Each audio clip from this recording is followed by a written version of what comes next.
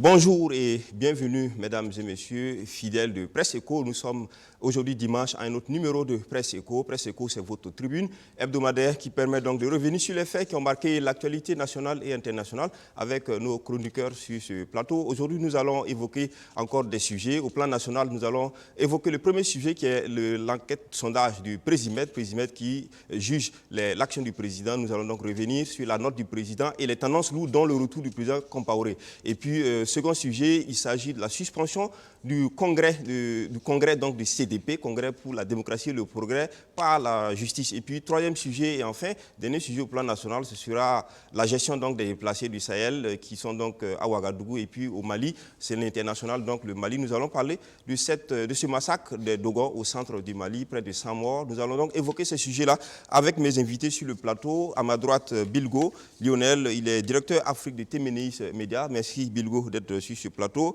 Et Évariste Konsebo, chroniqueur média, président du CEDEF, qui est une association de défense des droits de l'homme et premier porte-parole du forum, que le Forum alternatif des citoyens. Merci Évariste d'être sur ce plateau. Et puis juste à côté d'Évariste, Vokouma Joachim, il est directeur de publication de Kasseto.net. Merci Vokouma. Et puis enfin, dernier invité, Mamadou Ali Compaoré, il est journaliste à la RTB Télévision Nationale, ancien rédacteur en chef, ancien présentateur du journal. Merci à tous d'être venus sur ce plateau. Donc nous allons démarrer avec ce sujet.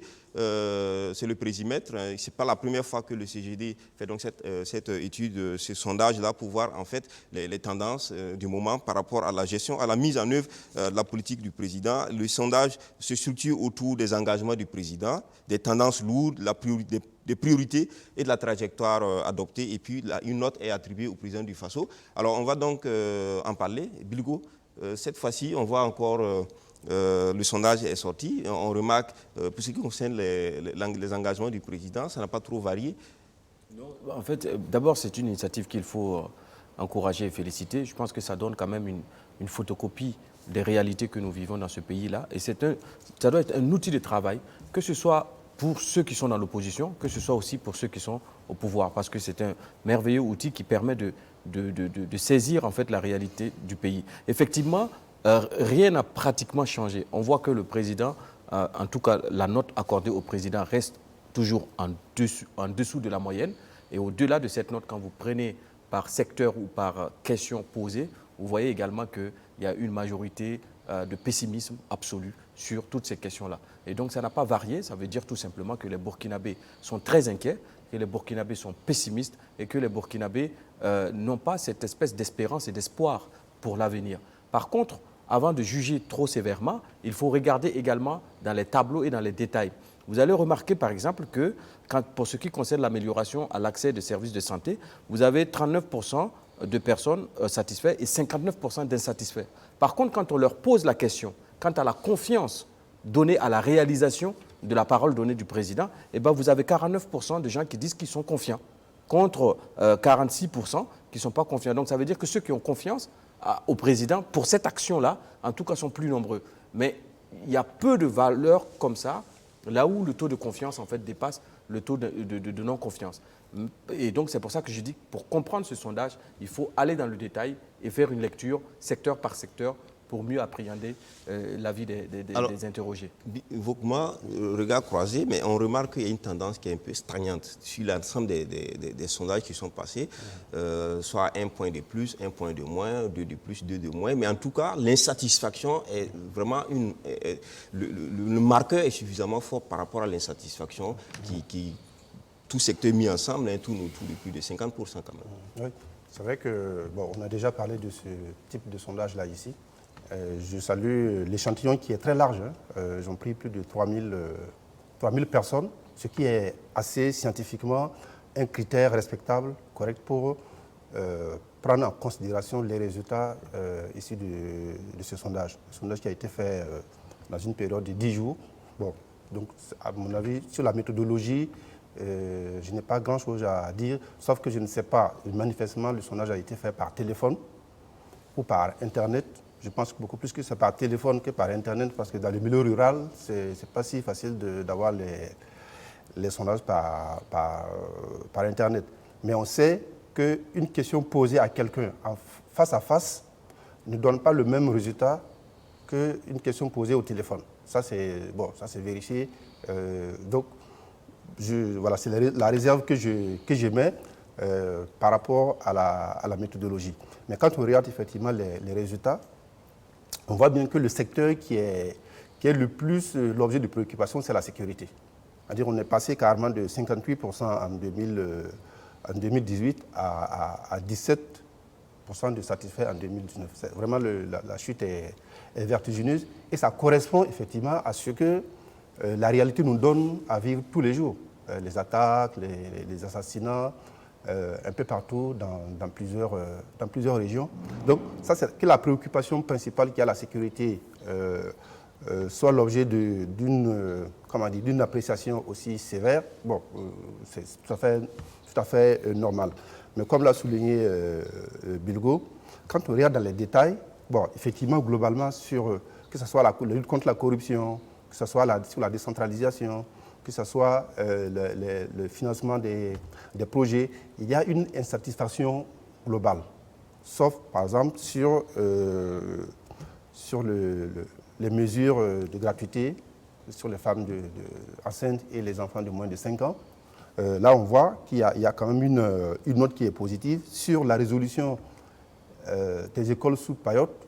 Je crois que le gouvernement a lancé hier encore à Boussé une opération de 300. Mais là, sans complexe scolaire. C'est négatif là sur cette question.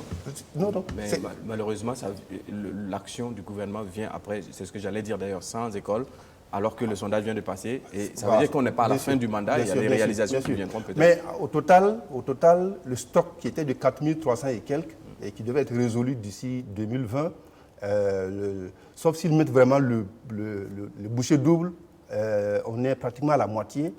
Et les 4000 quelques écoles sous période ne seront pas réservées. Ça, c'est une évidence. Sur l'adduction d'eau, la facilitation de création d'entreprises pour les privés qui se lancent dans la création d'entreprises, on voit bien qu'il y a une nette amélioration par rapport aux années précédentes. Aujourd'hui, en une semaine, tu as toutes les formalités qui sont remplies pour créer. Donc, bon, c'est un peu contrasté. Ce qui est quand même frappant, c'est de voir que le milieu rural encore a un regard plus sévère que dans le milieu urbain. D'habitude, c'est l'inverse, parce qu'on considère que c'est dans le milieu urbain. Je voudrais juste préciser pour les chiffres, concernant certains nombres de secteurs, par exemple les secteurs qui nous apparaissent être les plus importants là où nous sommes, quand bien même tout est important. La menace terroriste, par exemple, on a 21,8% de satisfaits contre 73,9% d'insatisfaits. Voilà, pour ce qui concerne la menace. Alors, sur la question sécuritaire de façon générale du pays, 17% sont satisfaits contre 78% d'insatisfaits. Alors, sur la corruption, on a 11% de satisfaits contre 75% d'insatisfaits. Et sur le chômage, 11% de satisfaits contre 83% d'insatisfaits. Et la question de la vie chère, on a 9,2% de satisfaits, 86,7% d'insatisfaits. Quand on regarde le côté social, on allait dire que rien ne va. Vie chère, chômage. Alors, Évariste Consello. Non, d'abord, ce qu'il faut dire sur la note, c'est que c'est une note pondérée qui est nationale, les 4,72 sur 10. Parce que vous avez la note des urbains qui est de 4,84 et les ruraux, c'est normal, c'est plus bas, 4,67 sur 10. Donc, c'est vrai, peut-être parce que dans les villes, dans les centres urbains, les actions sont peut-être plus visibles. Mais c'est vrai que quand on regarde un peu de façon générale, il y a quand même comment dirais-je, des points qui restent quand même objet de contestation. Ou par exemple, quand on prend par exemple le point emblématique de la question de l'accès à la santé pour les femmes, et beaucoup fustigent aussi les difficultés de mise en œuvre. Parce que c'est vrai, c'est ça ce qui fait aussi le paradoxe aussi de l'enquête. Quelque part, on dit c'est bien, mais quelque part aussi, il ressort qu'il y a des difficultés d'opérationnalisation aussi qui est là. Bon, l'un dans l'autre. Mais moi, ce que je note, c'est que il ne faudra pas que les Burkinabés se fassent des illusions parce qu'on a l'impression qu'il faut tout attendre du gouvernement. Ce n'est pas possible nulle part ailleurs. On voit, c'est des actions qui sont faites, mais fondamentalement, c'est déjà un exercice qui est bien. Et l'imputabilité, je trouve que ça, c'est très bien. Il faut que les gouvernements s'engagent sur des questions essentiel et il faut que les populations aussi aient les moyens de pouvoir suivre dans le temps la réalisation de ces questions-là. Et on a vu, notamment sur les écoles en parole, j'ai très bien apprécié parce qu'on a vu que le gouvernement a lancé un grand projet. Et ça, c'est bien parce que peut-être que c'est la pression quelque part aussi qui fait avancer. Voilà, moi, c'est comme ça que je vois. Ali, sur l'appréciation des engagements du président, des actions déjà faites qui sont favorables ou défavorables, ou la satisfaction ou l'insatisfaction. Bon, écoutez, je pense que mes prédécesseurs ont tout dit. Hein. Déjà, ils ont bien disséqué ce qui se passait. Bon, la note montre que les Burkinabés ne sont pas globalement satisfaits de l'action du président, même si à l'intérieur, il y a quelques points de satisfaction. C'est un exercice qui est intéressant, c'est un indicateur très bien pour ceux qui gouvernent et pour ceux qui aspirent à gouverner. Et que je pense que, au-delà de commenter ça, je pense que ce sondage est adressé au gouvernement, surtout pour qu'il en tienne compte, pour essayer de trouver les voies et les moyens pour que le Burkina sorte de la situation assez difficile dans laquelle il se trouve actuellement. Je pense que la question sécuritaire a énormément touché, a fait beaucoup de mal à notre pays. Il faudra qu'on travaille énormément sur cette question pour que tous les endroits du Burkina Faso soient des endroits vivables pour tout le monde. Maintenant, le Front social également, il faudra engager tout le monde vers la satisfaction dans les mesures aussi, avec les potentialités du pays. Il faudra que chacun de nous aussi mette un peu de vin un peu d'eau dans son vin, pour que le pays puisse aller avant. Mais pour terminer sur ça, c'est quand même un avertissement sévère qui est lancé au gouvernement sur beaucoup de choses.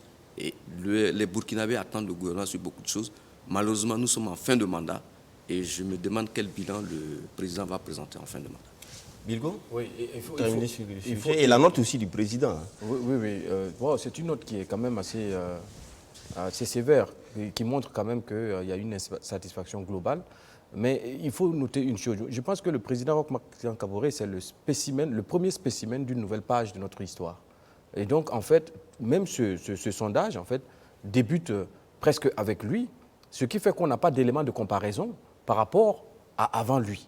On aurait aimé avoir cet élément de comparaison. Mais Bilko, pourquoi vouloir comparer l'action du président en place, qui est là, avec l'action de quelqu'un d'autre président? Il a des engagements sur lesquels on le tient. Je ne parle pas du président. Je parle des questions qui sont sondées ici. La vie chère, le chômage, c'est des questions, quel que soit le président qui viendra ou celui qui est parti, seront toujours posées. C'est pas sûr que le président Blaise Compaoré, si le sondage concernait la vie chère, c'est pas sûr qu'il n'aurait pas eu 80% ou 82% d'insatisfaits. C'est ce que je veux dire. Maintenant, par rapport au programme, j'arrive. Il faut que les politiciens fassent des promesses objectives aux populations.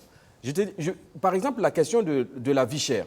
On a toujours résolu la question de la vie chère par la réduction des coûts d'achat des matières premières, au lieu de résoudre cette question par l'augmentation du pouvoir d'achat des populations. Et du coup, on se retrouve parfois à reconduire les mêmes effets aux mêmes endroits, aux mêmes années. Donc il y a une réflexion stratégique à avoir, que les politiciens doivent avoir aussi. La question des écoles, par exemple, dont vient de parler mon confrère tout à l'heure, en disant qu'ils n'atteindront jamais cet objectif, sauf s'ils sont des génies. Mais c'est eux qui l'ont donné. C'est eux qui l'ont donné. Comment on fait un programme politique sur la base de chiffres objectifs, réels, afin de permettre aux populations de vous juger sur ce que vous avez promis, ne serait-ce que ça? D'accord. Moi, je voulais terminer. Il y a quelque chose.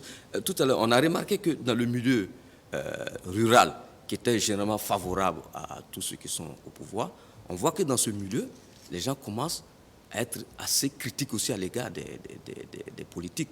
Ça veut dire que dans ces milieux-là, on leur a promis beaucoup de choses. On a pensé que c'était des gens qui ne surveillaient pas ce qu'on dit. On se rend compte que dans ce milieu aussi, les gens sont assez critiques. Et cela. Mais si c'est étant le président Roch-Marc Christian Kaboré a promis des choses, il a des difficultés à les mettre en place. Bon, il y a beaucoup de choses, il faudra qu'il en tienne compte pour que le pays redémarre. Alors, moi, je vous pose une question subsidiaire avant d'aller sur la tendance, donc les questions, le retour du président Compaoré. Alors, ici, on va, en fin de compte, en juin 2019, le président Kaboré totalise au nombre des insatisfaits de son action 66% d'insatisfaits contre simplement 28% de satisfaits en juin 2019. Juin 2020, ça fait une année presque. Et après, on a juste quelques 4-5 mois pour les élections. Pensez-vous que le président Kaboré est confortable aujourd'hui pour affronter une seconde candidature? Vous voyez, ces sondages-là, il faut les prendre tels quels. Il ne faut pas leur donner la dimension qu'ils n'ont pas. C'est-à-dire, un sondage, ça a toujours été le cas, c'est une photographie de l'opinion à un moment donné. Oui, mais quand il y a répétition, le sondage n'est pas son seul premier exercice. C'est même une photographie, c'est instantané d'un échantillon de personnes à un moment donné sur des questions bien précises. Vous savez, les choses peuvent changer brutalement, positivement comme négativement. C'est un secteur qui est trop fragile et tous les débats qui accompagnent l'apparition des enquêtes de sondage et tout, montrent bien que ce n'est pas une outil scientifique dont la qualité est acceptée par tout, s'impose comme ça à tout le monde. Donc, bon, moi, il faut tenir compte de la sociologie du pays.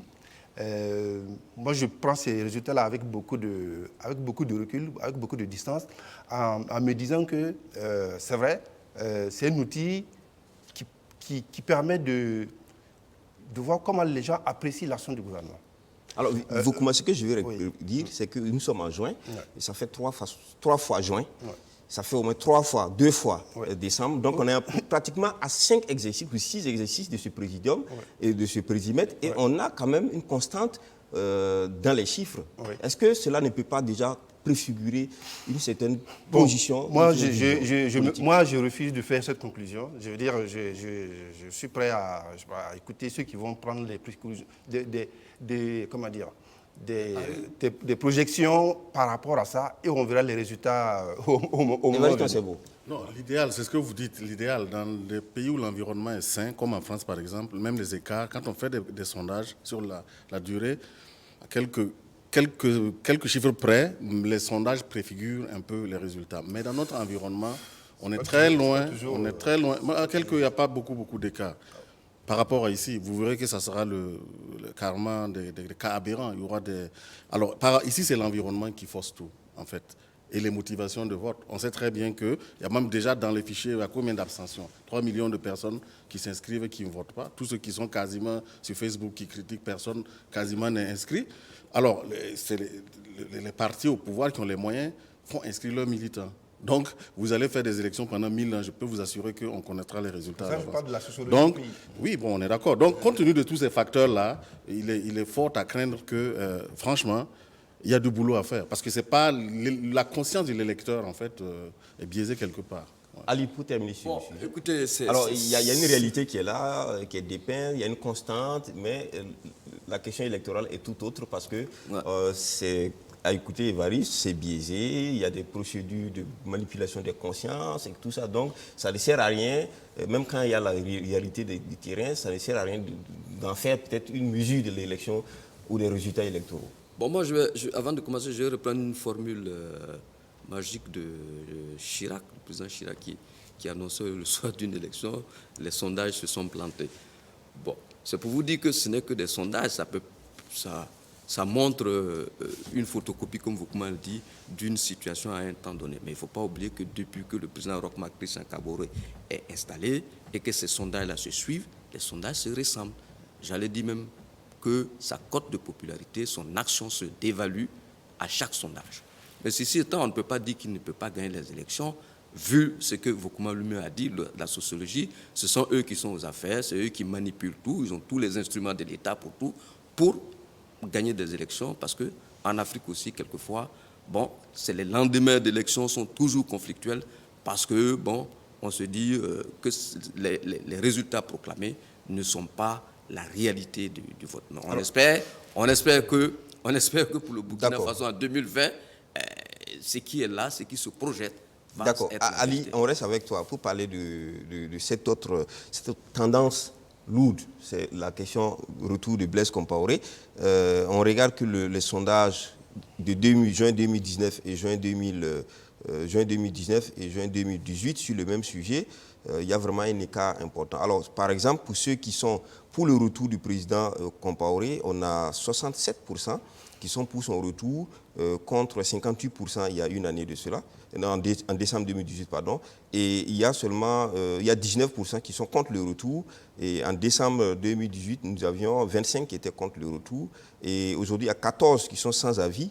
Et il y en avait 17. Alors qu'on regarde, les tendances sont grimpantes pour le président Compaoré quant à son retour, par exemple. Bon, pour le retour du président Compaoré, il n'y a qu'à écouter les gens dans la rue. Hein. Tout le monde, d'une manière ou d'une autre, pour une raison ou pour une autre, souhaite son retour. Mais si les tendances sont fortes à son niveau, c'est un peu lié aussi à l'action du gouvernement ici, qui n'est pas du gouvernement présent, qui ne répond pas aux aspirations des populations.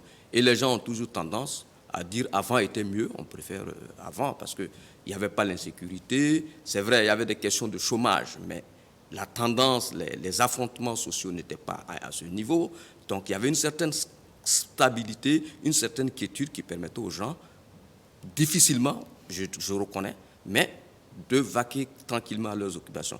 Or, depuis 2014 jusqu'à aujourd'hui, bon, les Burkinabés sont dans l'incertitude et c'est pour cela qu'ils se retournent. Ils veulent revoir le président Compaoré revenir au pays, pas en tant que président, mais ils pensent peut-être que sa présence sur le territoire national pourrait peut-être aider à dégoupiller un certain nombre de choses pour que le Burkina Faso reprenne sa voie vers le développement. Bilbo, pour cette tendance-là, le président Compaoré, qui était à 58 et à 67 aujourd'hui, donc il gagne 9 points en l'espace de quelques mois. Alors, et là, pour ceux qui pensent pour son retour, c'était estime à 42%, on estime qu'il va contribuer à la paix et à 36%, on estime qu'il va contribuer à la réconciliation nationale, contre 22% pour lesquels il faut qu'ils viennent devant, ils viennent répondre devant la justice.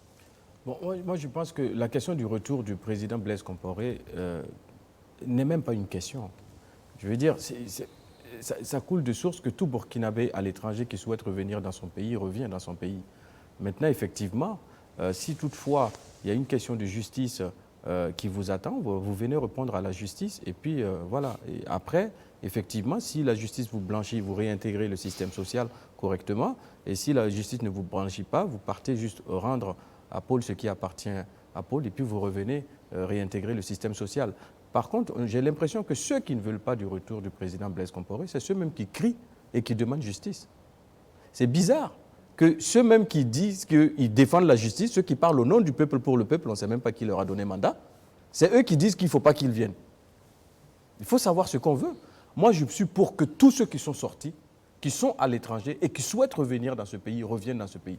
Mais pour cela, il faut garantir une équité dans la justice, il faut garantir une transparence dans le traitement des dossiers judiciaires pour que ces personnes puissent se sentir jugées convenablement par rapport justement aux règles judiciaires.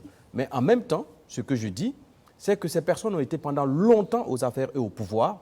Ils auraient pu améliorer le système judiciaire parce que tout ce que vous faites sera retenu contre vous, tôt ou tard, sur cette terre. Et donc, quand Ali disait tout à l'heure qu'il espère que les élections de 2020 vont bien se passer parce qu'il sait que les élections, ils ont l'appareil, c'est eux qui ont l'appareil, mais ça a toujours été le cas depuis 27 ans. Ceux qui gouvernent aussi sont héritiers des 27 ans. C'est le même système. Continuateur ou héritier? Ils sont héritiers et continuateurs, peu importe. Quel que soit le terme que vous utilisez, on revient au même résultat, c'est-à-dire que ça continue. D'accord. Alors, Bougma, oui. sur la question. Bon, oui, je pense que sur la question... Blaise Compaoré a gagné 9 points encore. Oui, mais je pense que sur la question... 7 mois. Oui, sur la question, le président Kaboré s'était exprimé dessus. Hein. Il avait dit, je ne me rappelle plus c'était où il était, il avait dit que pour tous ceux qui sont à l'extérieur, celui qui veut, il peut rentrer. Que, je disais, je le cite, on n'a cherché personne. Celui qui veut rentrer, il n'a qu'à rentrer. C'est aussi simple que ça. Maintenant, si une personne est sous le coup d'une procédure judiciaire, bon, que la personne vienne répondre devant la justice, et puis c'est aussi simple que ça. Donc, bon, je ne sais pas comment la question a été posée au sondé pour que la réponse, enfin, pour avoir cette réponse-là, mais c'est une... À la lecture du résultat, la question qui a été posée, si vous êtes oui ou non pour ou contre le retour du président Compaoré, et pour quelles raisons? Donc les raisons étaient bien sûr données. Bon, évidemment, il y a une dimension politique dans cette question. Le retour du président Compaoré, c'est beaucoup plus politique que judiciaire. Mais, sauf qu'effectivement, dans le cas de l'assassinat de Thomas Sankara, il est sous le coup d'un mandat d'arrêt international. Ça, c'est la procédure qui est engagée contre lui actuellement. Est-ce que s'il débarque ici, on va le cueillir à la frontière et puis l'amener en justice, je n'en sais rien. Mais s'il décide de venir, bon, c'est en toute responsabilité. Luc Thiaw, qui était aussi à Abidjan, est rentré et il a été arrêté, est-ce que conduit en les cas justice. sont pareils? Pardon? Est-ce que ce sont des Non, cas pareils? Est-ce qu'on peut les comparer? Non, je veux dire, ce n'est pas des personnalités du même niveau, évidemment. Lui, il a été président pendant 27 ans. L'autre a été son premier ministre pendant, je sais pas, 3 ans. Ce n'est pas du même niveau de responsabilité dans la gestion du pays. Et on ne peut pas mettre sur le même niveau le poids politique, les conséquences sociales politiques de la présence du président Compaoré ici, au même niveau que le Premier ministre Thiaw. Mais il faut que l'opinion sache quand même que c'est vrai, sur le principe, ce n'est pas des gens qui ont été chassés du pays. Le contexte a fait qu'ils sont partis. Bon. Mais c'est ce qu'on dit souvent. Hein. Voilà, maintenant, Blaise Compaoré a été chassé du pays, c'est ce qu'on dit dans la rue, c'est comme ça que ça revient. Il a été chassé. Bon, j'ai écouté, on a lu beaucoup d'interviews, beaucoup de témoignages qui expliquent qu'il fallait bien... C'était une bonne chose pour lui qu'on l'exfiltre et qu'il puisse le sortir du pays, sinon il aurait pu subir le même sort que Kadhafi, ce qui aurait été dramatique pour notre pays.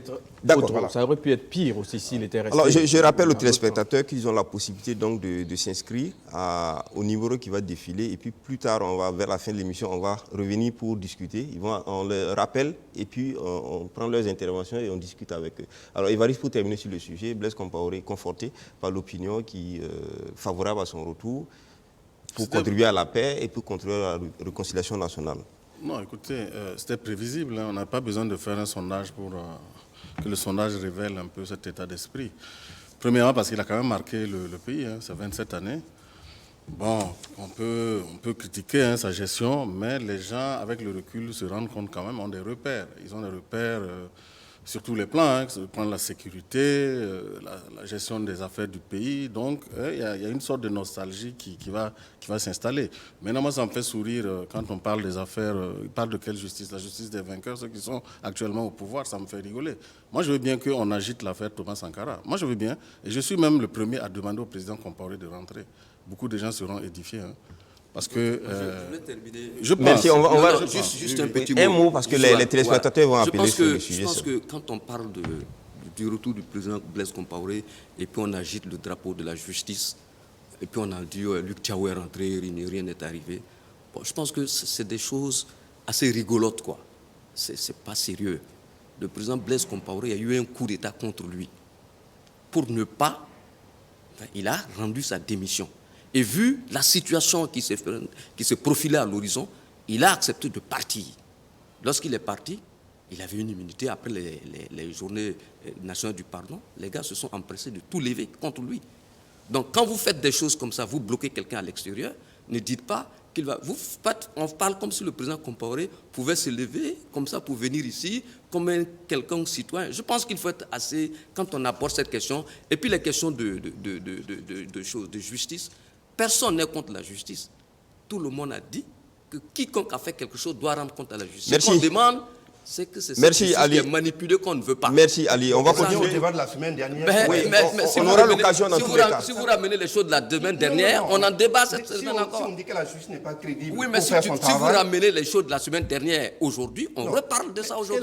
C'est la justice. Je me parle de la justice. Mais oui, mais tu Si me les dis gens que doivent... la semaine dernière. Mais si tu ramènes les choses de la semaine dernière sur le plateau d'aujourd'hui, je te reparle de ça. C'est tout. Ton intervention a fait appel au débat de la semaine dernière. Mais parce que toi, la semaine dernière, tu en as parlé. Non, on en a parlé, c'était un sujet. Oui, mais cette semaine, tu en parles aussi. Donc, merci Ali et Vokouma. On va continuer avec les téléspectateurs sur le sujet. Ce deuxième sujet, donc suspension, congrès du CDP, on a suivi, il y a une vague de sorties dans les médias, des gens donc, du CDP, des cadres du CDP, et il y a eu une plainte par rapport à ce congrès qui devait se tenir le 16 juin.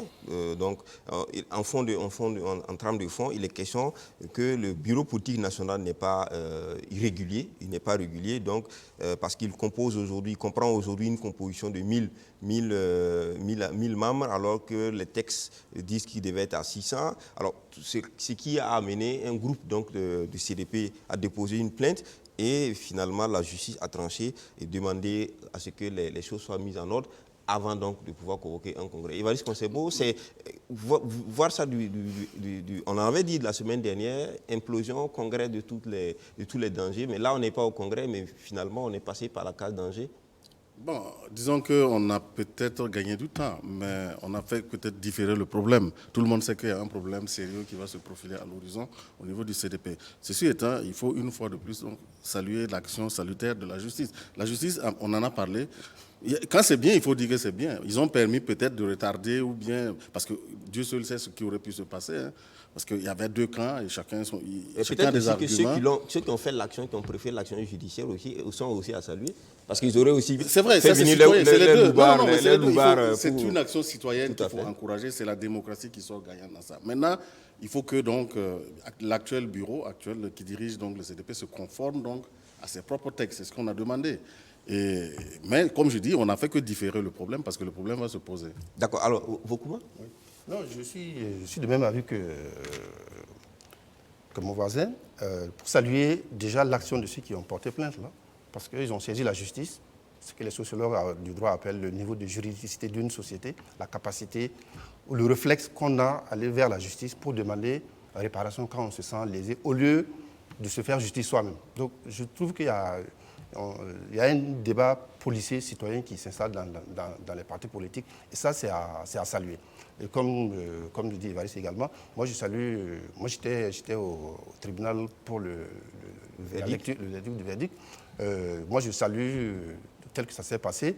Et je pense que ce procès-là, ce verdict, peut-être devrait amener beaucoup plus de sérénité à l'intérieur du CDP, entre les deux camps, qui se livre une guerre, à mon avis, qui sera fatale aux deux camps si ça continue. Vous vous rappelez, sur ce même plateau ici, dans le temps, lorsqu'il était question d'une bagarre autour de la présidence du CDP, j'avais dit aussi que s'il continuait, le CDP pouvait disparaître comme le PAI l'a été.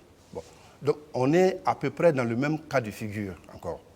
Le congrès a été reporté, c'est ce que la justice a demandé, le temps qu'il conforme le nombre de membres du BPN au statut. Alors justement, c'est là le problème. Quand on en est arrivé à cette pléthore, et comment on peut donc dégonfler du coup, parce qu'apparemment, ce n'est pas facile de dire à quelqu'un, voilà, on va te barrer, tu n'es plus... Évidemment, je pose la question de savoir comment vous allez faire pour ramener plus de 1000 à 600.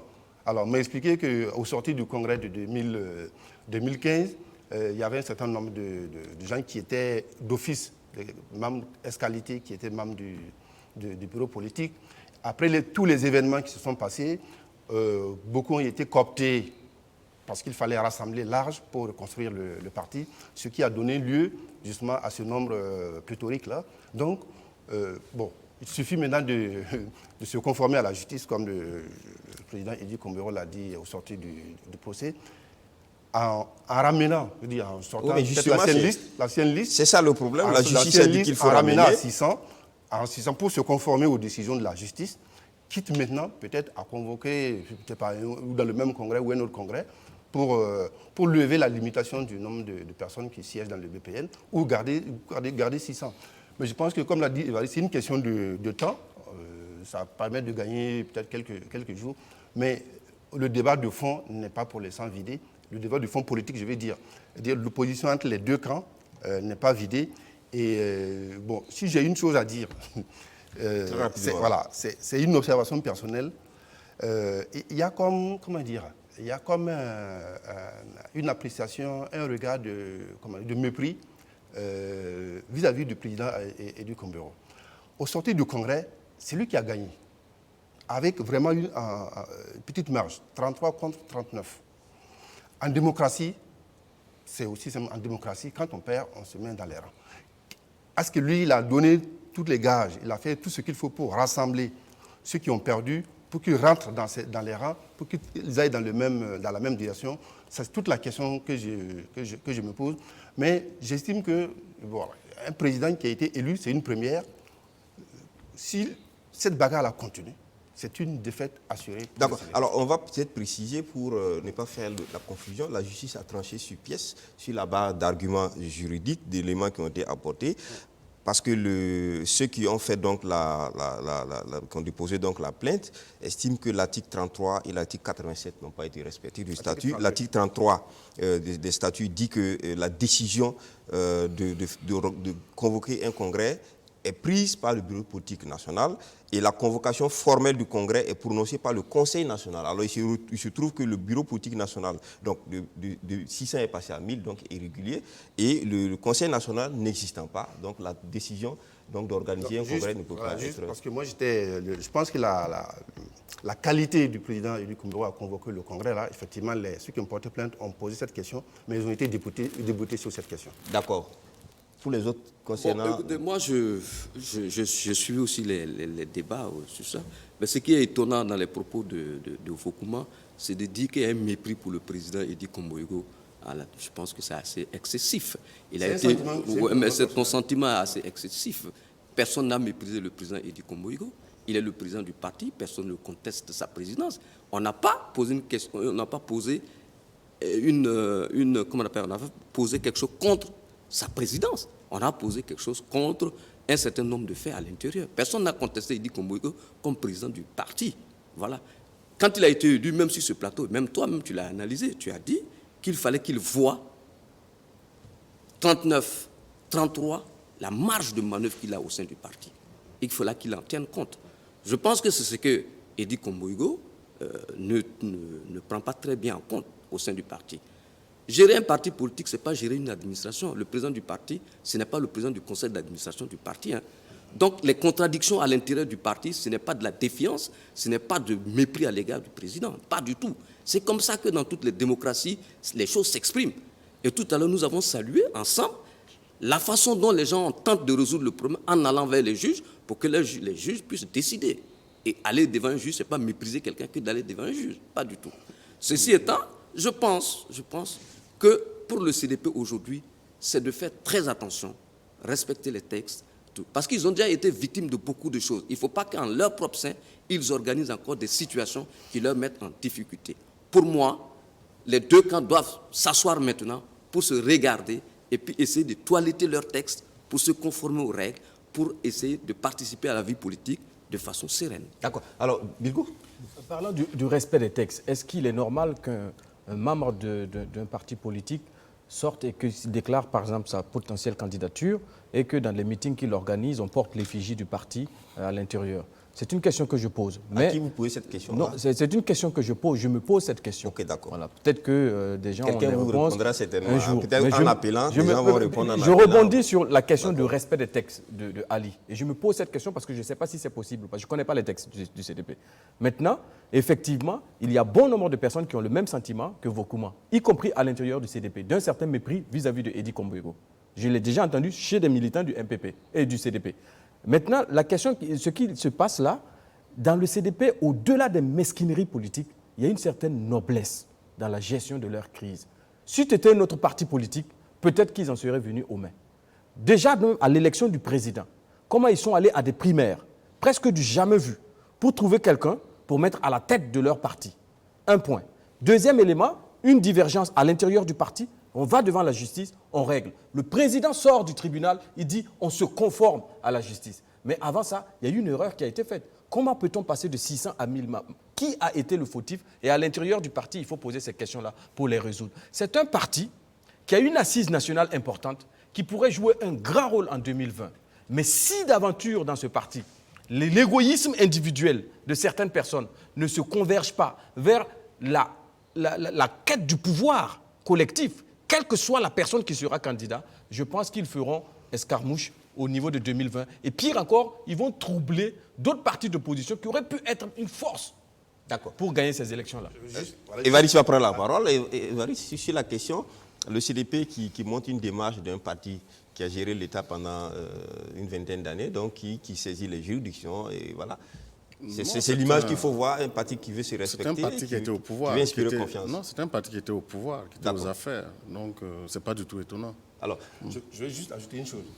En tant qu'observateur, c'est que quand il y a eu l'insurrection populaire, que beaucoup de gens sont partis, ils ont complété les membres du bureau politique sans passer par un congrès. on revient encore au respect des textes. C'est ça qui est amusant de voir aujourd'hui que voilà, il y a eu une action en justice. Mais après, il y a eu un congrès, non? Oui, mais après l'insurrection, oui. et après, il y a eu un congrès qui a installé M. Il y a eu un congrès en 2015, mais avant le congrès de 2015, en mai 2014, ils ont complété les membres du bureau par des gens sans passer par un congrès. Non, mais c'est la situation. Oui, d'accord, mais après, il y a eu un congrès. Mais après le 7e congrès, est-ce qu'on n'est pas revenu à une situation normale? Ce que je veux dire, si on doit respecter les textes, il fallait attendre 2015 au congrès pour compléter la liste. Mais en temps, ça a été fait. Je veux dire une chose, ce qui arrive au CDP, ça arrive dans d'autres partis politiques. Mais ça arrive même au niveau national. Parce que si on devait respecter les textes pendant l'insurrection, après l'insurrection, il fallait respecter la Constitution. D'accord, merci. Merci à vous. La question, en tout cas, reste, est-ce qu'il y aurait peut-être un 3e front? Parce que les 600, dans les 600 qui sont donc sur la liste, les plus de 400 ou les 600 en plus, qu'est-ce qu'ils deviennent? Est-ce qu'un 3e front ne va pas là s'ouvrir? Une seconde? Effectivement, Une seconde oui, voilà. C'est amusant parce que cette décision de justice-là va entraîner une cascade de problèmes à l'intérieur du CDP. Des frustrations. Merci, Ali. Et donc, il va falloir trouver... C'est pour ça que je disais qu'il faut que le CDP se réunisse autour d'une table calmement et essayer de dégoupiller toutes les... L'autre possibilité, c'est de lever le verrou de la limitation du nombre de personnes. Merci. C'est assez simple quand on va chercher ses amis. Mais là, il faut un congrès pour le faire. Voilà. Oui, mais non, le congrès... On ne part pas bourrer un bureau politique avec ses amis. Non, j'ai dit que c'est une possibilité. Oui, mais merci pas évoquer cette beaucoup, sauf que pour opérer quelque chose un changement dans les statuts, il faut d'abord procéder par un congrès. Et c'est le congrès qu'il est difficile en ce moment d'organiser. Voilà la question. Un congrès ne peut pas lever le verrou. Merci. Il faut un congrès. Les textes disent qu'il faut un congrès pour modifier des dispositions des statuts. Merci beaucoup. On va terminer au plan national avec ces déplacés du Sahel qui sont donc au niveau de l'arrondissement 9, Cambouensien. Donc des déplacés qui sont venus de Arbinda et de Gasseliki, je crois, pour donc trouver refuge à Ouagadougou. Alors une gestion qui n'est pas quand même simple, très difficile. On a vu la mairie donc, de cet arrondissement-là se débattre. Il y a des questions. On entend dire qu'il faut les rapatrier vers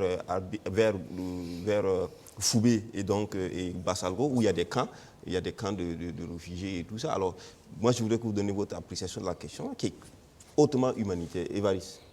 Hautement humanitaire et politique aussi. D'accord. D'accord. Non, parce que c'est une conséquence.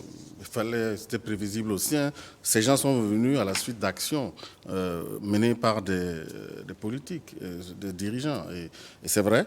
Et quel est le motif de leur déplacement? C'est l'insécurité. Ils sont dans une situation qui les met à la fois à la merci des terroristes et à la merci aussi des FDS qui les soupçonnent de collaborer avec les terroristes. Donc, pour sauver leur vie, qu'est-ce qu'ils font? Ils replient vers des zones sécurisées. C'est tout. C'est pas compliqué.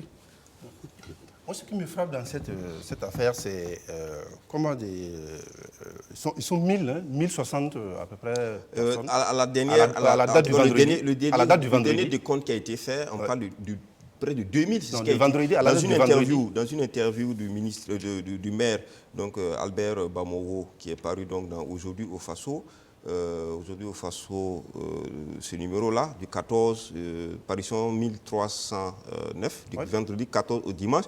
À l'intérieur, il est dit que nous sommes à 2000 personnes. C'est le maire d'arrondissement. Ouais, le maire qui accueille beaucoup de... Alors, oui, donc ça c'est le chiffre du ministère de l'action humanitaire. Voilà. Donc, bon, il faut qu'ils conforment quand même leurs chiffres. Ce qui me surprend, c'est comment tout ce monde-là a pu quitter le Soum, descendre jusqu'à Ouagadougou, sans qu'ils aient été interceptés quelque part et que les autorités soient alertées sur... Voilà. Ce qui est remarquable aussi, quand on regarde, ce sont des femmes et des enfants. Il n'y a pas d'hommes dedans. C'est comme si les hommes n'étaient pas concernés par l'insécurité là-bas ou qu'ils ont décidé de rester.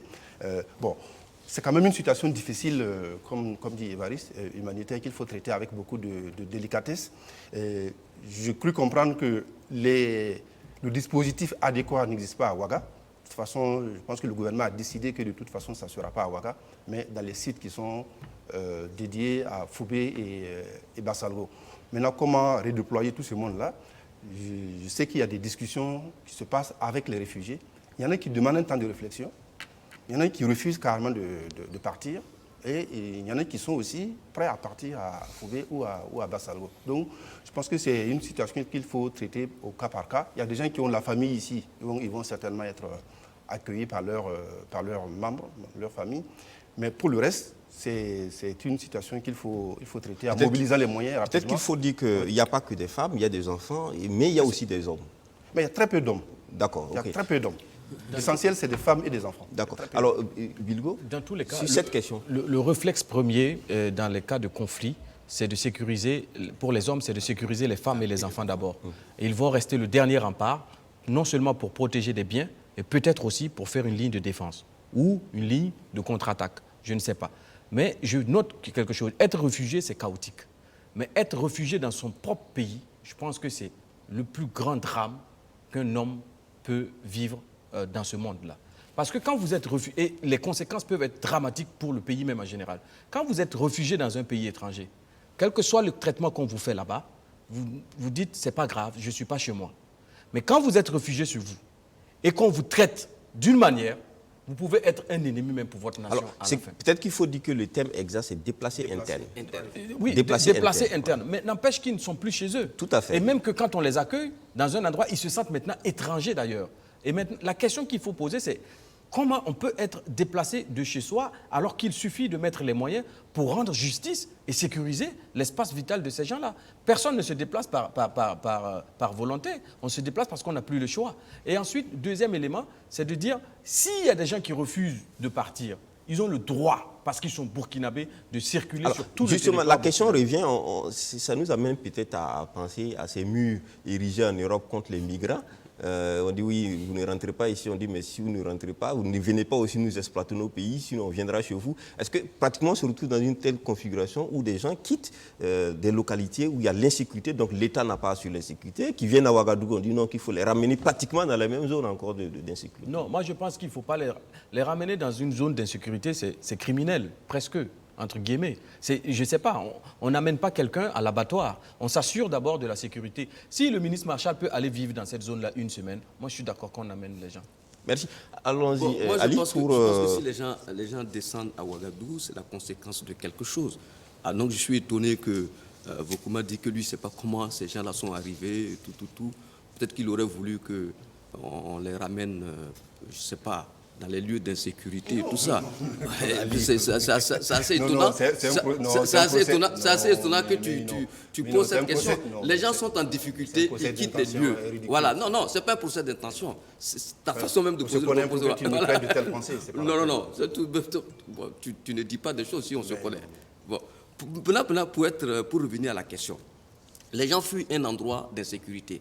Et comme Bilgo l'a si bien dit, quand il y a un problème d'insécurité, les hommes responsables qui se respectent font partie les femmes et les enfants, les vieillards, les personnes handicapées. Ils les mettent en sûreté parce que, et puis ensuite, eux, ils s'organisent pour garder peut-être quelques biens et tout. C'est ce qui explique cela. C'est pas compliqué. Regardez dans tous les pays du monde, quand il y a des mouvements et tout ça, c'est souvent des femmes, des enfants. Il y a eu des images de petits Syriens qui sont morts au bord de la plage, tout. C'est vu. C'est pas nouveau au Burkina Faso ici. Maintenant, la façon dont le gouvernement veut traiter l'affaire, ce n'est pas de cette manière-là qu'il faut voir. Il faut voir que ce sont des compatriotes qui sont en situation difficile à l'intérieur de notre pays. Ils cherchent refuge à Ouagadougou parce que c'est la zone assez sécurisée. Ils y viennent. À moins qu'eux aussi, on leur demande de dire on ne vous a pas chassé de chez vous, retournez chez vous. Alors, Évariste, avant de te donner la parole, je vais citer un propos du maire Bamogo qui dit simplement que ces déplacés viennent des régions du Sahel, précisément de Arbinda, de Sirgadji et Gassiliki. Ce sont des populations qui fuient les représailles des terroristes. Elles ont assisté, pour la plupart des femmes, aux exécutions de leurs maris. Je ne doute donc pas qu'il y ait des gens traumatisés, car cela se ressent dans leur manière de s'exprimer. Alors, des gens dans ce traumatisme-là n'ont pas plus besoin d'être assistés sur place. Non, ça, c'est même quitte pas, à prendre des mesures pour endiguer d'autres venus. Ce n'est pas l'objet de doute. Ils ont assisté à l'exécution de leur mari. Ça peut répondre maintenant à la question de Vokuma, qui dit qu'il y a très peu d'hommes. Peut-être que c'est parce que les hommes ont été exécutés. Maintenant, c'est vrai que... Moi, ce que je trouve, c'est vrai, à côté du cas humanitaire, qui est vraiment grave, il y a aussi un autre cas qui est... Je ne sais pas si les autorités sont vraiment responsables et conscients du fait de ne pas sécuriser les lieux. Quand les occupants vident les lieux, qui vient occuper ces lieux-là? Et vous savez qu'est-ce qu'ils y font? C'est très grave. Et je ne sais pas, je me suis posé la question, dans notre armée, on a combien de bataillons? On a combien de régiments? Il faut combien de bataillons, combien de régiments pour aller sécuriser une zone? Parce que c'est grave, parce que les gens, les réfugiés, les déplacés vont laisser des zones libres qui seront occupées. Et quand ils occupent, c'est très difficile parce que vous ne savez pas ce qu'ils y font dedans. Donc je pense que ça, c'est une situation d'urgence en plus qui doit être prise en charge. Voilà ce que moi je vois. Merci. Juste Oui, une d'accord. chose, oui.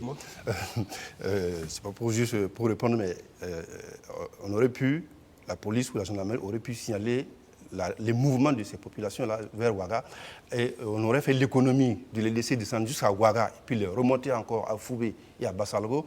Ça aurait Alors il fallait s'il y avait l'information avait circulé, c'est pas à partir de certain Est-ce que ça ne niveau. donne pas l'impression, d'avoir affaire à des Ali, Pas est-ce du que tout. ça ne donne pas l'impression d'avoir des migrants? Est-ce que ça ne donne pas l'impression de ne pas traiter les gens avec dignité, que de les refouler, de pouvoir entrer dans leur capitale à eux? En sachant qu'à Ouagadougou, il n'y a pas de mesure, il n'y a pas de dispositif adéquat, à quoi ça sert justement de faire venir, laisser arriver des gens qui sont à l'air libre, dans des conditions difficiles, alors qu'on sait qu'il y a des sites où il y a à peu près, c'est pas l'idéal non plus, à peu près les conditions pour les recueillir à Bassalgo et à Fou. C'est ce que je vais dire. Vous voyez, vous êtes allé dans l'arrondissement 9, à Cambouensin, voir comment ils vivent. C'est quand même pire que ce que vivent les gens qui sont à... Mais pourquoi ne pas alors? Est-ce qu'on ne pourrait pas donc remettre les mêmes structures d'accueil de Foubé et de Bassalgo pour ces gens-là, quitte à prendre d'autres dispositions pour... Évidemment, mais je pense que ça demande beaucoup plus de moyens et en logistique, en moyens financiers. Je ne suis pas sûr que en un temps record, on peut mettre les mêmes dispositions. Si les gens quittent ces 30 endroits, secondes. si les gens quittent ces endroits, probablement, Bilgo va ils n'ont pas les commodités clôturer. nécessaires pour vivre dans ces endroits. Donc ils y vont ailleurs. Maintenant, quand tu dis qu'on a laissé les gens venir, mais tu es en train de dire que dans notre pays, des gens sortent par colonne et que les autorités ne sont pas au courant de la traversée du territoire de la zone du nord vers Ouagadougou. Et si c'est le cas, c'est vraiment grave. Pour terminer dessus. Non, je pense que les autorités ont vu le mouvement. Ils ont dû avoir des signalements ici et là, des mouvements de foule de ce genre-là. Je pense qu'ils étaient au courant. Ils les ont peut-être laissés arriver à Ouaga. Et moi, j'espère vraiment que notre armée va mettre une cellule de crise pour écouter aussi ces gens-là parce qu'ils sont détenteurs de beaucoup d'informations qui peuvent aider justement dans la lutte contre le terrorisme. Le maire Bamako, d'ailleurs, a parlé de la collaboration avec la FDS. Je pense qu'il y a beaucoup d'informations qu'on peut recueillir. Les questions même de sécurité. Parce que, voilà. Merci. On termine avec le sujet au Mali. Mali, c'est ce massacre horrible de près de 100 personnes. On dit que ce sont des Dogons qui ont été assassinés. Par le passé, c'était des Peuls. Alors, finalement, on est tombé dans une escalade horrible au Mali. C'est la terreur. Mais il y a la guerre des chiffres quand même à côté. Mais on ne va pas parler de la guerre des chiffres maintenant. On va déjà parler de cette situation catastrophique au Mali. Est-ce qu'on est en train de descendre vraiment dans la guerre ethnique au Mali? Il n'y a pas qu'au si Mali. elle n'est pas déjà installée. Il n'y a pas qu'au Mali. Je pense que nous, on a connu ça ici. Et au Niger aussi, il y a eu des cas pareils. Je crois, l'ancien président ivoirien Bédié vient de lancer une pavée dans la mare aussi en Côte d'Ivoire. C'est comme si c'était une espèce d'épidémie en fait régionale qui appartient à la boucle d'Afrique de l'Ouest. Et cette question est à prendre à bras le corps et à analyser profondément. Vous savez, nos États, nous les avons hérités les frontières.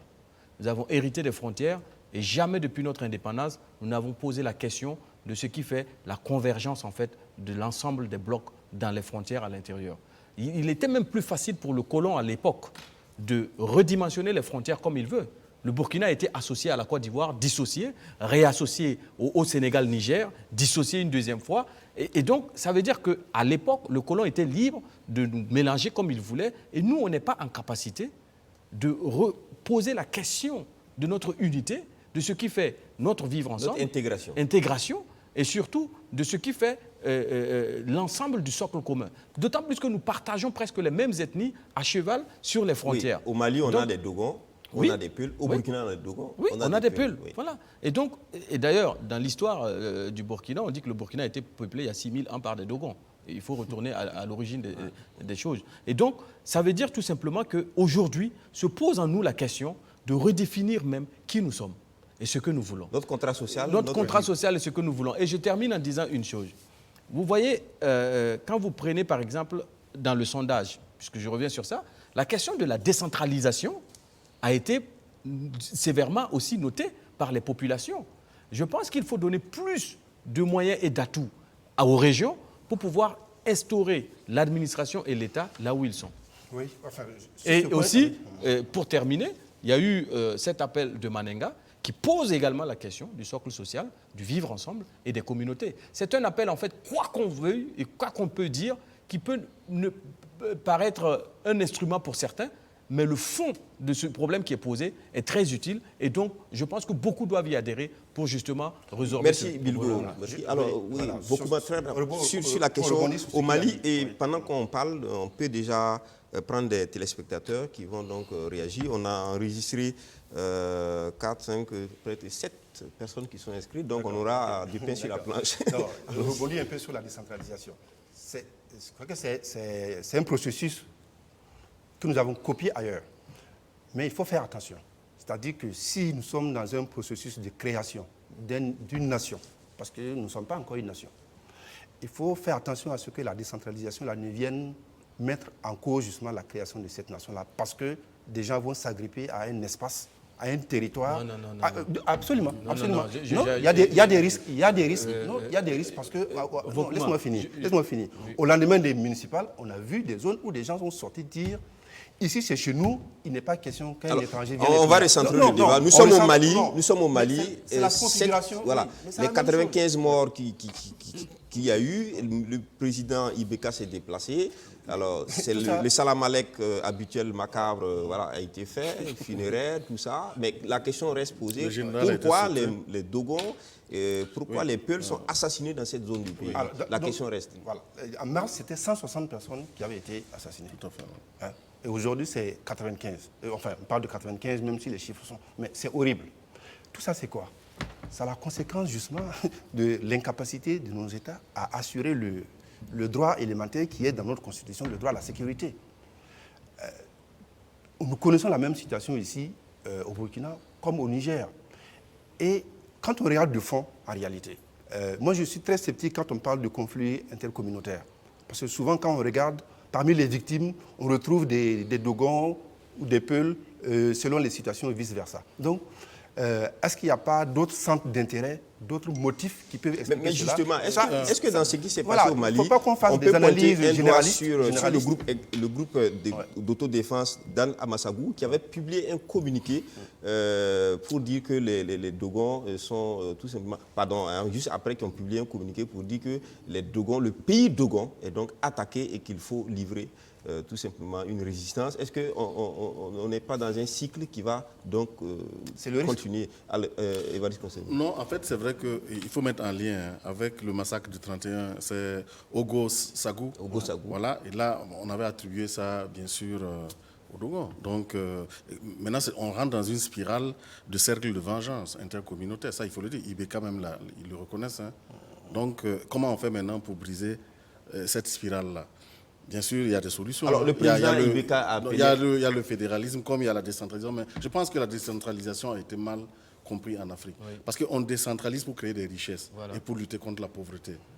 Maintenant, tout le schéma qu'on a déroulé, je ne sais pas. Par exemple, le cas du Burkina, on a des gouverneurs qui n'en sont pas vraiment des oui, gouverneurs. mais parce qu'on n'a pas réellement pas les pouvoirs décentralisés. Voilà, tout et aussi, juste, vous me permettez, offrez-moi une fleur en or pour que je puisse quand même répondre à vos commentaires sur la question de la décentralisation. La Suisse, c'est une fédération.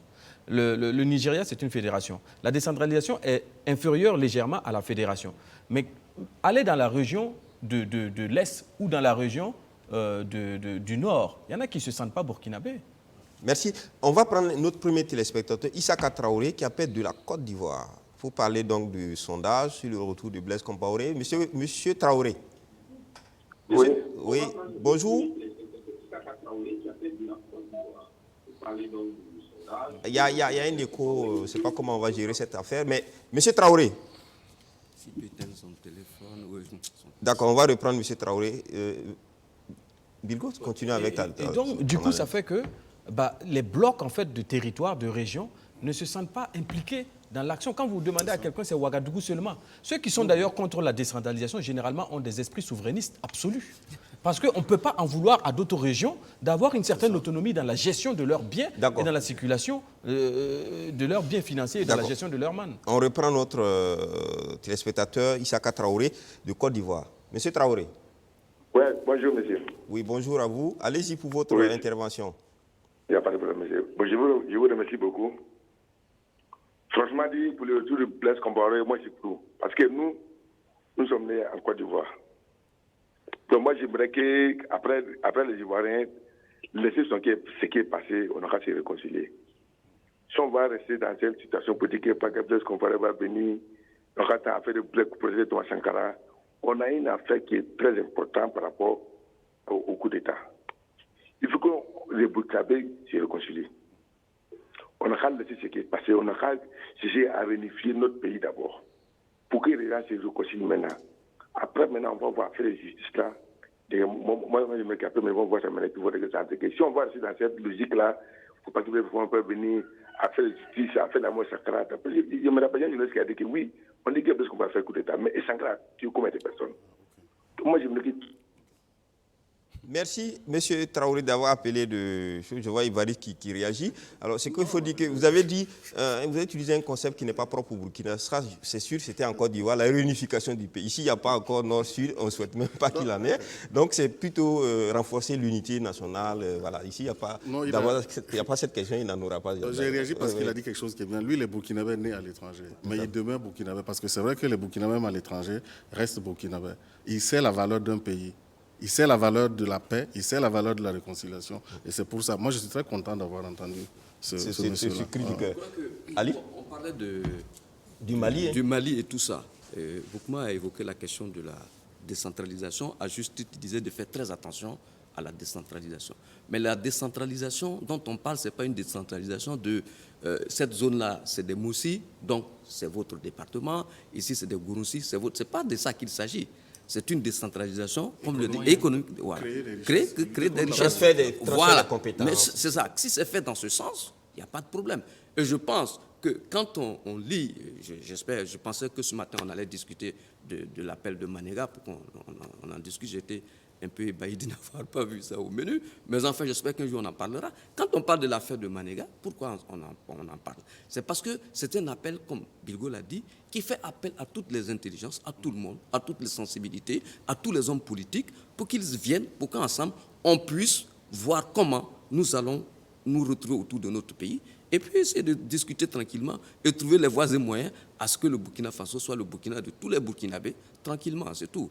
Donc la décentralisation est une très bonne chose, Tes inquiétudes, on les comprend, mais ça ne peut pas être quelque chose à mettre devant, sinon tes inquiétudes pourraient être un frein à la décentralisation. Oui, la gestion économique, là, c'est quoi? C'est un pouvoir, c'est une autorité locale dans un espace géographique bien délimité. Oui, mais quand les gens parlent de décentralisation, pourquoi ils ont peur de la décentralisation? Parce qu'ils disent, nous n'avons rien. Ouais. Nous n'avons rien. Chez nous, là, si on fait comme ça, si on découpe comme ça, nous ne gagnons rien. C'est pour ça que alors peut-être qu'il faut voilà. seulement dire que dans le processus, il y a la décentralisation qui est plus politique, mais il y a la déconcentration de l'administration où on transfère les compétences. Ici, on a les deux. Vous avez le président du conseil régional, comme vous avez aussi le gouverneur. Mais il y a déjà la déconcentration. Ça, oui, tout à fait. Ça, c'est pas un problème. J'explique un peu plus mon inquiétude. Vous savez, au lendemain des indépendances, là, il y avait moins de régions dans le découpage administratif qu'aujourd'hui. Il n'y avait que 10. Un peu moins. 10 commandants de cercle, non? Oui. Voilà. Donc là, on a encore morcelé le pays en province, d'abord en région, puis en province. En province et en région. Quand on va dans un processus d'unification, on ne fait pas comme ça. Moi, si on avait divisé le Burkina, je sais pas, en 3 ou 4 régions, ça me paraît aller dans le bon sens. Même pour les richesses. Voilà, ça me paraît aller dans le bon sens. Et là, ça permettrait aux autorités élues locales de prendre en charge justement le développement économique du pays en tenant compte justement de la sociologie de ceux qui composent ici, on a fait une sorte de décentralisation qui n'est pas à comparer avec celle de, par exemple, la décentralisation au Nigeria, où là-bas il y a des régions où les gouverneurs sont élus. Ce que je veux dire, c'est que le découpage administratif... Souvent électoraliste. C'est ce que j'allais dire.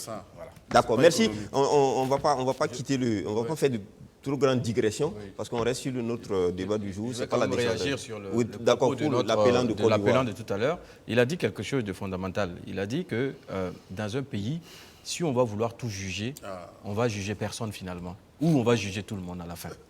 Parce qu'effectivement, s'il est vrai, je mets ça au conditionnel, que Blaise Compaoré serait l'assassin de Thomas Sankara, on attend la justice. Et moi, je veux qu'il y ait justice sur ça. Tout comme je veux qu'il y ait justice pour tous ceux qui sont tombés pendant Thomas Sankara et même avant, s'il y en a eu. S'il est vrai qu'il est le coupable, eh ben, je pense que j'aurai moins d'estime pour tous ceux qui ont accepté de gouverner avec lui depuis son élection en 87, depuis 87 jusqu'à son départ. Merci. Voilà une proposition très lumineuse. Laquelle ? Je tiens vraiment à le féliciter. C'est moi, cette question de Thomas Sankara, je n'aime pas trop parler de ça. Pour deux raisons. La première raison, elle est humaine. C'est un drame humain qui s'est produit. La deuxième raison, elle est politique. C'est-à-dire qu'il y a une question politique qui s'est posée et que les révolutionnaires, à l'époque, ne sont pas arrivés à résoudre la question. Et ça, c'est gênant pour tout le monde. Mais vouloir faire de Blaise Compaoré le seul coupable, l'assassin de Thomas Sankara, bon, c'est un peu difficile. On prend notre second téléspectateur qui revient certainement sur le problème. Monsieur Traoré, Oumar, qui appelle de Bobo Dioulasso, lui également sur le sondage et particulièrement sur le retour de Blaise Compaoré. Monsieur Traoré. Monsieur Traoré, Oumar. C'est pas Traoré, c'est Touré. Ah bon, d'accord. La note est mal prise ici. Alors, allez-y, autant pour moi. Monsieur Touré. Bien, bonjour à vos invités, à vous-même, Monsieur Sawadogo. Merci, Monsieur Touré. Je suis un fidèle de votre émission. Je voulais chaque fois appeler, mais c'est la première fois que je parviens à le faire. Aujourd'hui, vous êtes chanceux. Et donc, félicitations à vous pour l'émission, parce que ça permet effectivement de s'informer en un si peu de temps. Merci. Même si je ne suis pas d'accord avec votre initiative, enfin, l'esprit de l'initiative, l'appel de Manéga. On ne parle pas de ça, hein, on parle de... Monsieur Touré, oui? Vous avez noté que vous voulez parler du sondage et du retour de Blaise Compaoré. Si vous voulez l'appel de Manéga, on en parlera une autre fois, il n'y a pas de problème. Bien, et donc aussi je voulais remarquer tout simplement, comme c'est la première fois que j'appelle, que j'apprécie beaucoup les interventions de M. Bilgo, contrairement à ceux de Issaka Lengani. Monsieur Touré, on risque de vous couper. Hein. Vous avez dit que vous voulez parler du sondage et du retour de Blaise Compaoré. Allez-y sur ce sujet. Concernant le sondage. Allez-y. Bon. Vous n'avez pas exploité judicieusement votre... On avait attribué la note de 4,75. Moi, j'avais trouvé que c'était un peu sévère au regard justement de ce que je pouvais appeler à l'époque comme étant les acquis du début de règne d'Europe. Effectivement, on notait qu'il y avait une rupture dans la manière de gouverner. Parce que contrairement à Blaise Compaoré qui n'appelait que ceux qui étaient acquis à sa cause dans son gouvernement, lui, il est allé jusqu'à prendre ceux qui le critiquaient lorsqu'il était le numéro 1 du CDP et souvent Premier ministre, président de l'Assemblée, etc. Et donc, ces ministres sont toujours là. C'est la preuve qu'à ce niveau, il y a un changement. Et on doit lui reconnaître ça. Même si aujourd'hui, on voit que les choses n'avancent pas. Je reviendrai là-dessus. Maintenant, en dehors de cela, il y a les soins de santé gratuits gratuitement prodigués aux enfants et aux femmes enceintes. Ça aussi, c'est un acquis. En dehors de ça, il y avait eu également une faveur aux étudiants qui ont été recrutés et pour pouvoir justement mener à bout leurs études tout en maintenant ce travail-là. Tout ça, ce sont des acquis, sans compter les quelques routes qui ont été construites, même si les gens disaient que ce n'était pas évident qu'ils puissent se pérenniser. Mais il y avait tout de même ces acquis-là, pour lesquels moi j'avais simplement dit qu'il fallait lui accorder la moyenne à cause de ce léger changement. Il y avait de l'espoir, un espoir suscité non pas parce qu'on lui faisait confiance, mais parce qu'on devait lui accorder le bénéfice du doute. Maintenant, la situation a changé. on n'est plus en début de mandat. On est presque à la fin du mandat. Et les vraies aspirations du peuple, ceux pour lesquels, effectivement, lui-même, il était venu se joindre au peuple, puisqu'il était de l'autre côté, eh bien, ces aspirations-là sont restées inchangées. Vous pouvez le noter vous-même. Le PNDS a été en panne dès le départ. Les 18 000 milliards promis ne sont jamais rentrés parce que l'insécurité est venue s'imposer, est devenue le lot quotidien des Burkinabés. Et ça ne peut pas faire du tout plaisir. Monsieur Touré. De voir que des Burkinabés sont en train de mourir alors que le régime ne fait rien. Monsieur Touré. Monsieur oui? Touré, on va clôturer on va conclure. Il y a Alors, d'autres. conclure, on doit encore appeler d'autres téléspectateurs qui attendent. À cela, je veux dire que la réconciliation qui est fondamentale, c'est elle qu'il devait justement chercher coûte que coûte à réaliser. Or, on se rend compte que là-dessus, il n'y a pas grand-chose qui est fait. Et on veut même prêter oreille attentive à ceux-là même qui ont été très souvent à la base du malheur des Burkinabés. Merci. Les gens de la Couder. Merci, monsieur Touré. Merci, monsieur Touré. On a été suffisamment long, on vous a accordé ce temps parce que vous dites, chaque fois, je tente, et c'est une première fois, on a voulu être un peu plus indulgent avec vous. Voilà, mais on était obligé parce que d'autres aussi attendent. Allez. Je rebondis par rapport au premier. Il faut personne n'a la solution miracle aux problèmes qui se posent dans notre pays. Mais il faut qu'on discute. Mais dire que tout le monde est responsable de ce qui est arrivé, je n'accepte pas ça. Je n'accepte pas parce que nous tous qui sommes ici, dans l'absolu, oui. Dans l'absolu, on est tous responsables de la mort de quelqu'un. Donc on est d'accord. Non, je dis non, dans l'absolu. Oui, mais on parlait de l'absolu aussi. Sauf qu'on n'est pas dans l'absolu. Il y a des gens qui ont occupé des postes de responsabilité. Il y a des gens qui ont décidé qu'il faut arrêter un tel et un tel parce qu'il aurait commis telle chose. Il y a des gens qui ont assassiné des gens pour une raison. Vous ne pouvez pas mettre ces gens-là sur le même niveau de responsabilité que ceux qui sont restés chez eux et qui n'ont rien fait. Ce ne serait pas juste. Ce serait pas juste. Alors, on prend Ce serait créer une situation d'injustice. D'accord. On prend M. Suleiman Ouedraogo qui revient lui également sur le sondage du Présimètre et sur le retour de Blaise Compaoré. M. Suleiman, vous allez être très bref, vous avez 1 minute et demie. Allez-y, M. Suleiman. Bonjour, monsieur. Bonjour à vous. Et merci pour l'émission. Merci. Oui, moi, c'est concernant en quelque sorte les sondages concernant le retour de Blaise Compaoré. D'accord. Moi, j'ai l'impression que nous minimisons la question du retour de Blaise Compaoré. D'accord, expliquez-nous ça. Ok, pour moi, le retour de Blaise Compaoré ne serait pas une opportunité politique pour la gouvernance actuelle. Loin des questions de justice que nous parlons, moi, je me dis, pour moi, si Blaise même retourne au Burkina et se déclare candidat pour les élections de 2020, il va le remporter haut la main. Et pourquoi? Parce qu'en quelque sorte, le plat qu'on nous a servi, c'est un plat vraiment qui est salé. Quand on regarde en quelque sorte les deux facettes sur le plan sécuritaire et sur le plan social, même sur le plan politique, c'est une catastrophe là. Concernant la justice, je ne peux pas trop me prononcer parce que 87, je suis trop jeune, je n'étais pas né. Mais j'ai l'impression que si on va se prononcer, on s'attarder sur la question de Thomas Sankara, sur Blaise, on risque d'oublier en quelque sorte beaucoup d'injustices, quoi. Et si le retour de Blaise Compaoré peut nous galvaniser pour faire revenir la sérénité au Burkina Faso, je suis partant. Alors, et Blaise aura l'opportunité en quelque sorte de nous expliquer plus concernant son rôle sur l'assassinat de Thomas Sankara, ainsi et ça. Merci. Monsieur Suleiman, merci pour votre contribution. Évariste, je note que c'est vrai. C'est qu'à un moment donné, il ne faut pas se focaliser, parce que l'avenir d'un pays, ce n'est pas le seul pays, il y a des pays où il y a eu des hécatombes, mais les gens se sont retrouvés. Le Rwanda et même oui, la Côte d'Ivoire. Bon, on déplore les morts et tout, mais une fois que c'est fait, on n'a jamais vu où on a ressuscité un mort. Mais il y a l'avenir d'un pays à construire. Et c'est là il ne faut pas le perdre de vue. Mais pour répondre à vos commentaires, quand tu dis que moi je dis que tout le monde est coupable. Voilà. Et si on ne peut pas juger tout le monde, ben qu'on ne juge personne. Ça a été ce que je dis. Maintenant, il y a des silences. Non, moi je suis coupable aussi d'une manière pour n'avoir pas fait assez. Quand on a tué Norbert, il y a des gens qui étaient dans les affaires. Ceux qui ont dénoncé, on les connaît. Il y en a qui n'ont pas dénoncé. Ils sont coupables. Donc, c'est ça, je dis, il faut éviter de diviser. Il y a un qui a dit que oui, ceux-là qui ont été à la base des malheurs, il faut éviter de diviser les Burkinabés. Nous ne sommes plus à ce stade. C'est le pays qui importe. Et il faut aller au-delà. C'est ce que je dis. Aucun sacrifice n'est assez fort pour ça.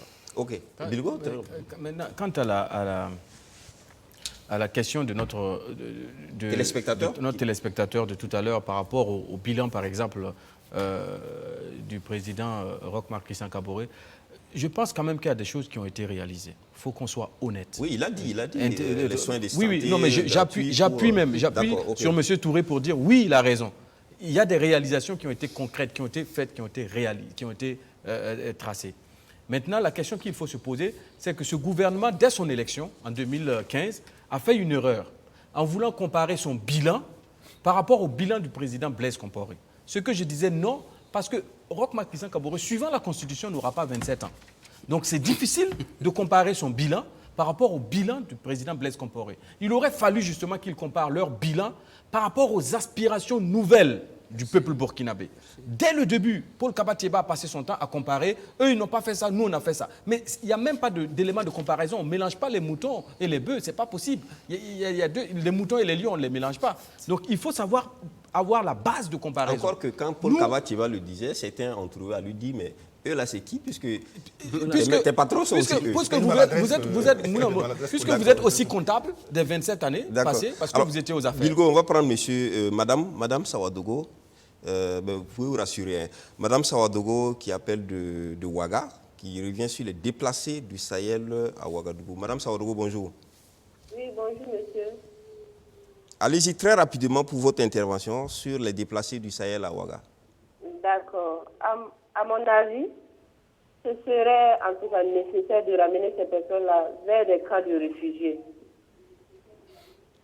D'abord, pour pouvoir bien les prendre en charge matériellement et psychologiquement. Parce que je doute bien fort que la prise en charge, lorsque ces personnes-là sont dispersées, soit efficace.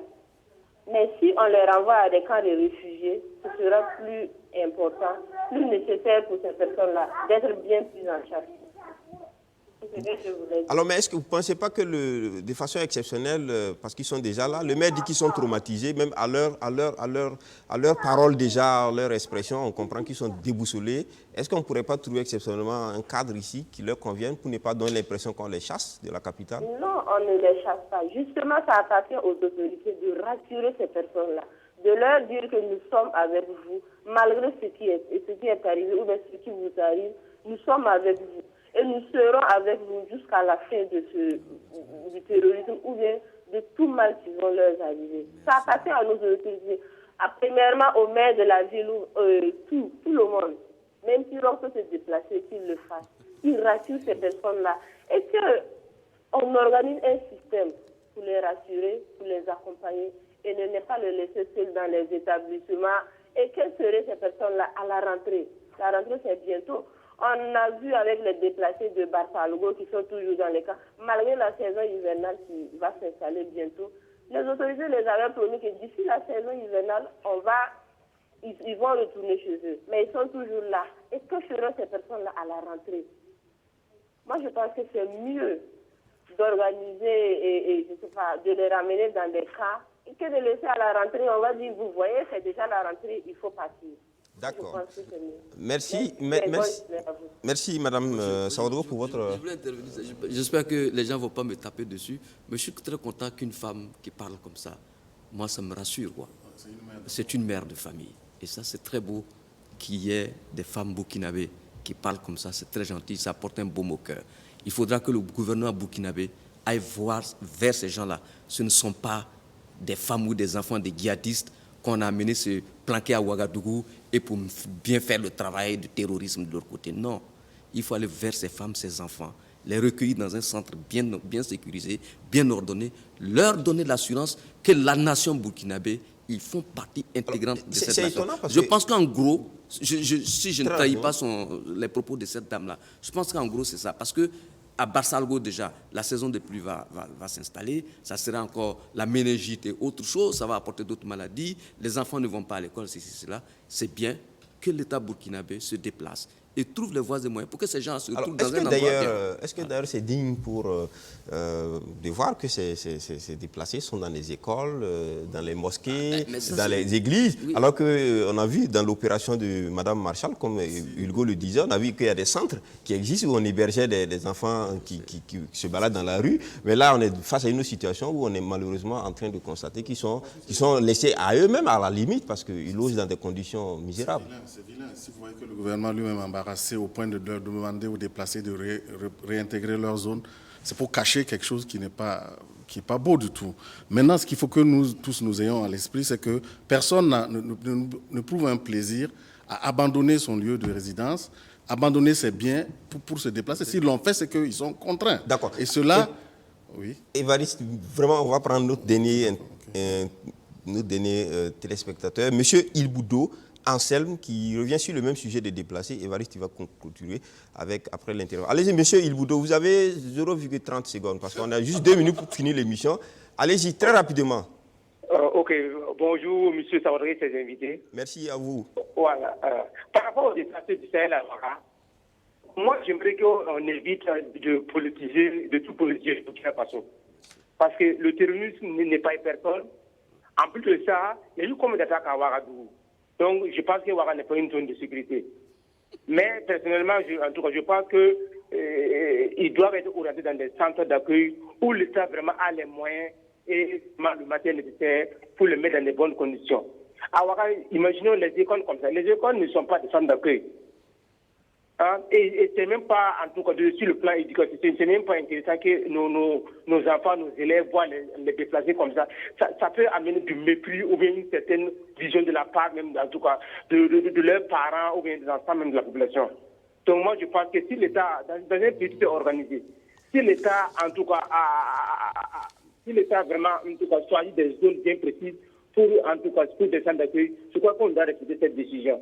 Il y a aussi l'opération aussi qui est en cours. Je pense que c'est une façon même de se montrer en tout cas vaincu même par les terroristes que si on voit que ces gens se déplacent à Ouagadougou. Merci. Si ces gens restent à côté, je pense qu'en tout cas ça serait mieux. Merci, Voilà, monsieur Ilboudo, merci pour votre précision, votre concision. C'est très juste. Voilà, juste. Une seconde, hein. Vraiment 2-3 mots. Bilgo aussi 2-3 mots et puis on va clôturer. D'accord.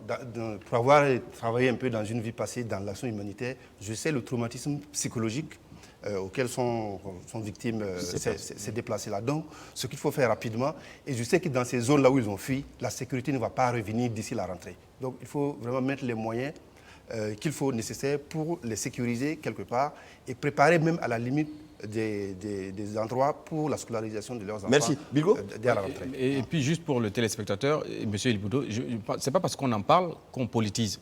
Les gens ont l'impression de confondre quand on parle d'un sujet que c'est politique. Merci, on en parle, Bilgo. mais on ne politise Merci, pas. Bilgo. Moi, par exemple, je ne suis pas politique. Un dernier mot, parce qu'on est au thème de l'émission. C'est-à-dire que face à tous ces problèmes, nous devons nous mettre dans une posture qui mette au centre, au cœur même, l'intérêt du pays, la survie de notre pays.